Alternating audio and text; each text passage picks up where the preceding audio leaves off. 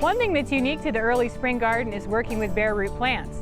You may buy bare root plants from mail order nursery, or you may get them at a garden center.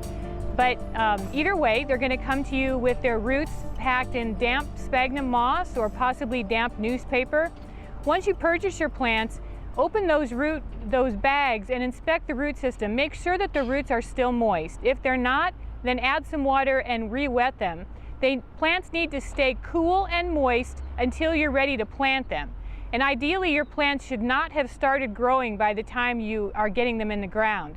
If they've started to bud out and put out some foliage, then you'll need to protect that growth if any cold weather or frost come, or you might have a little bit of dieback on that foliage.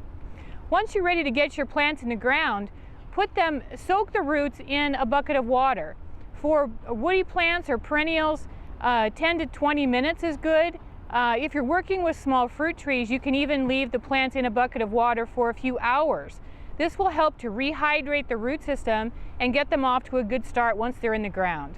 But don't leave them in the water too long. You certainly don't want to leave them in water overnight, or you might actually end up causing some root dieback.